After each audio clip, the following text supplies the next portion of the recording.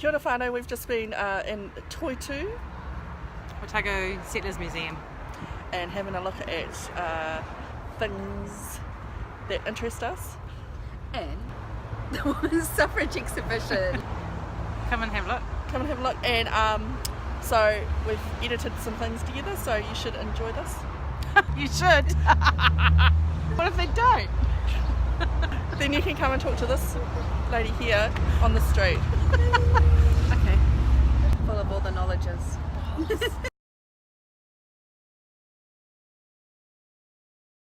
What is this map? Stones, Henry Reference Street, 1888. That's interesting, isn't it? Well, I've just found out that the street next to my street has a different name in this era. So it used to be called Walker Street. Hey, look at this. So about a third of the female population of Otago signed it. Yeah.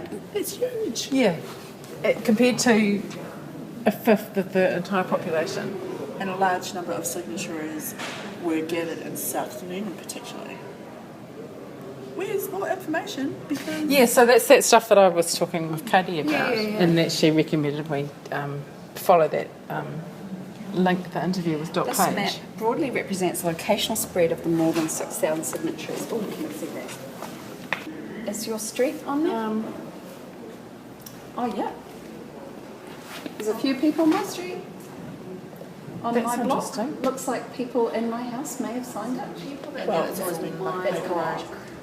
We're mostly Lebanese. And there's lots of signatures on my block. what's the signatures might be? Oh, might have been my house. So the first thing that they talk about is what is good. Yeah. Who gets to decide what morality is, basically. This is such a good exhibition. It's really good, isn't it? Wow, this picture is pretty amazing. I Working like the class interactive warriors. aspect of this. So this is a picture of hosiery seaming department. Does it say RHG Mills, New Zealand? Imagine what conversations would be going on. Oh, Amazing. amazing. Women machinists, Helen Brothers, Dowling Street, Dunedin, about 1900. Oh, so that's that amazing. big empty space behind the Milford Gallery. That's you can hire out for studio space. Oh, right. It's massive, and it goes all the way up onto I thought they did edge have of Morocco. galleries. I thought they did have viewings in there for a while. Exhibitions and stuff. I just noticed the other day there's a sign up saying you can hire the space. Oh, right, cool. You guys. Styles of 1890, portraits. That would be Yeah. a Royal Commission investigated sweating, long hours of work, low wages and poor working conditions in factories. Factory inspectors, including Harriet Morrison, were subsequently employed to monitor working conditions. That's why the punch clock was used, Oh, so people aren't overworking. to monitor. Used at biscuit and confectionery manufacturer Macintosh. I just love Macintosh. What's your favourite? I like the coconut one with the Do little you? flakes. I You can know. have mine. Oh, or the caramel. I like this too. Yeah. Okay, but they always like break my teeth. I know, but they would. When I was a kid, that was what the lolly scrambles used. totally. Yeah. So true. That's hilarious. Remember that big? Yeah. Yeah, and the big kids shoving the little kids out of the way. I love lolly scrambles. Egg and cream's my favourite. Oh, Funny. actually, Key yes. opponent of the suffrage campaign was liquor lobbyist Henry Smith Fish. It's not surprising, is it? Well, apparently the Tailors' Union and the Brewers' Union were at loggerheads. Yeah, so I think it was they were probably brainwashed that it wasn't so much about not letting women vote, that more for them that it was they were worried about their breweries being shut down, but it became about being anti-women voting. Yeah, of course. Because, Yeah.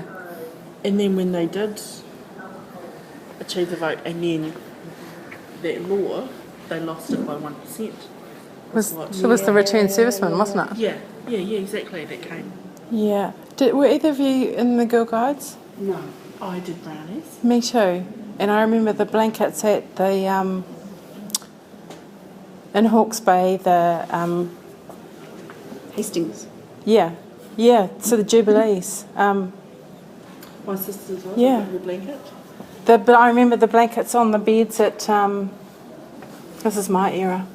Yeah, This stuff right. here. Yeah. The Pateparāre here became part of the Sixes. Really nice localising of the stories. That's before my time. I remember. The blankets were like this. They're so beautiful. Like they've been really like somebody was showing not only that they'd earned these badges, but they were showing how good they could sew. But what was interesting, like Rihanna just finished up at Brownies last year, is that there's no brown owl, but also God has been taken out. That's interesting. Yeah, and because I was like, I remember, I pledge to God and Queen. Queen. Yeah. Still the same Queen. We didn't expect that. Yeah, and brown owl. Well, I think, here we are, and 100 years on from the formation of its junior army. Yes. Yeah. Because the enemy was just across the ocean and the children needed to be prepared. And they weren't. Yeah, and they weren't before that. I thought it would be always really cool to have a Māori or an indigenous guides, because they always go out and do things in the whenua, but there's no actually talking about whenua. I wonder what it's like now, because a couple friends of ours, they've moved down to Invercargill, but he's Ngāti Porou, and their middle child, he loves his scouts. Yeah, scouts might be. He's really, and he's the kid that's going to grow up being a hunter like his dad.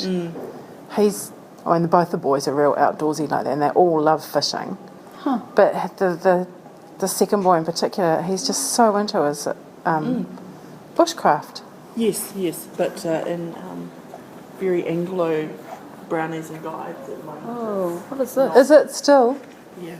My favourite. Māoritanga badge. Oh, really? Like, Well, we don't actually, help with my online avatar is my Oh, yeah.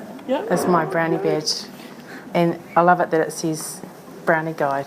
Yeah. Being a museum person, I'm the brownie guide. Yes, exactly. Nurses? So they were still wearing those paper hats when I was a kid. My mum used to wear one of those hats. Man, that would look so awesome in her fro. I used to love her hat. I used to try and wear it as much as possible. She'd get really mad at me because we I love this crumple picture. it. Fair Crops. In the 30s, the National Council of Women began lobbying for women police officers in 1941. Were recruited. I love that they've got a hat and a handbag. How do you do your job with a handbag? I know. Well, they probably were officers, right? Were they even on this beat? Were they allowed out? I remember them Do you know being on what I the mean? Like the footpaths in the 70s. They were only uniformed in 1952. Yeah, right. There you go. So they still had to do basic training. 3 So police these were women. 50s, but this is a fair handbag from the 50s. So yes, these would have been uniformed police. Yeah. I wonder what was in the handbag. Something heavy that you could whack people. Yeah. Yeah. What's my handbag? Yeah, a brick. But yes, actually. Yeah, the pinafores. We were watching a little bit of the cricket the other night, just enough to kind of go, I don't want to watch it. But Dave said, how awesome would it be if the New Zealand representative cricket team was selected by who was the best at that, rather than male-female. There's a place for male teams and a place for female teams. But if there was also an opportunity for the women to be in the same selection pool as the men, and you would probably see some of the non-gendered New Zealand team being women. I know. Yeah. Because they're Look so at Ninja good. Warrior. Oh my God. That's the bit that fascinates me. That's These guys with 6'4" reach are beaten by women who are 5 foot. Yeah, it's the muscle to power ratio. Yeah. And I think, why not? It's actually really cool, that show, although the voiceover is terrible. Oh yeah, and the presenters. One of the winners of the Gore and Invercargill road race one year, a woman, beat all the men. Yeah. It's miles. It is insane. It's not downhill either. No, it is definitely not. Wow. I like those. They look comfortable Women's. for sleeping in. I've got some, for the show, I should bring them in. I've got some 60s New Zealand Women's Weekly. They'll be so I can show some lots of pictures and you can have a look. Really? Yeah, I got it because I thought there'd be brown people in it.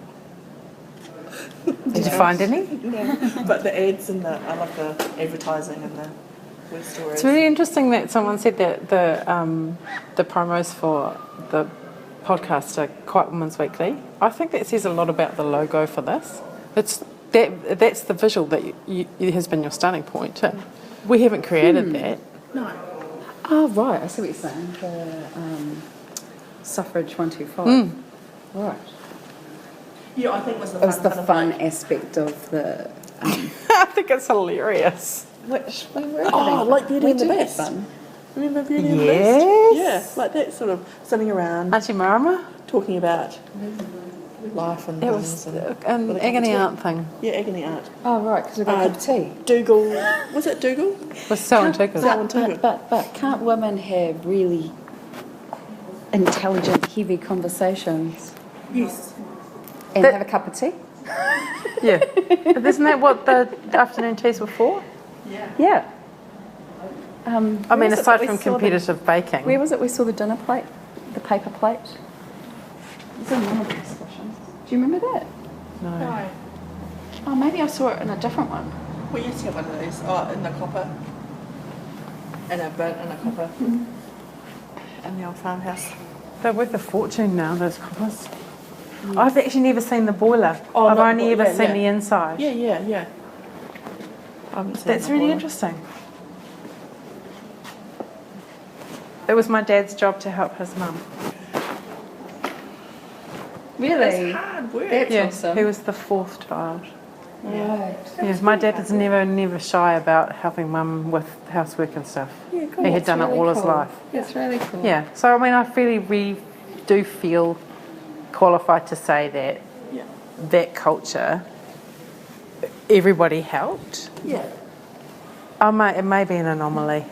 I may have just lucked in. Gone to this model This of looks horrific. yeah. This looks horrific. Look how. Oh my goodness. Oh my goodness. Yeah. And this is a Queen Mary Hospital 1949. medical students. That looks horrible. So what are they doing? Wow. I would wonder if there's someone giving birth. Yeah, it looks like it. But when I was in labour with Ronan, in the hours of killing time, my midwife and I talked about mortality rates, and she said that infant mortality rates dropped dramatically around the beginning of the 20th century when doctors started washing their hands. Yeah, right. And then it's kind of been about the same. That's interesting.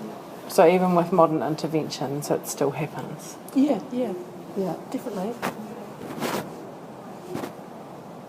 Yeah, I mean, but we've got that whole thing about, it's tapu, so you've got to be clean Yeah. But then we I have was- water births. in the ocean. Yep. Wow. So our women, I think I talked briefly about having separate areas for menstruation and then also for giving birth. And so the area where you would give birth on our islands, on our artificial islands that our ancestors built, were on the reef edge and would give birth in the water with our sisters, aunties around us. They weren't to touch us if you were giving birth. The woman who was giving birth wasn't touched, but they were water births. Wow. Yeah, and because I was watching doc on Otago Settlers, and he was talking about his mum, how they gave birth in the river that goes out to sea. Yeah. So the river mouth, Yeah, right? yeah. Huh. Yeah. So You couldn't now, though. The water's not clean enough. No, all the flow's not. Yeah. I really love how Jacinda Ardern's challenging that stereotype that in the first me few too. months after you've had your first baby, your brain's mushy. Yeah. It is, but you can still do your job. and plenty of women do their job. Yeah. And actually, you've got to look after a baby. That's a lot of work. You know, like... So my eldest is nearly 21 and I still can remember and my body still reacts to when he's distressed, that sound that he made when he was tiny. You know, it's in you for forever, eh? It doesn't mean I can't do my job. For more Let Us Be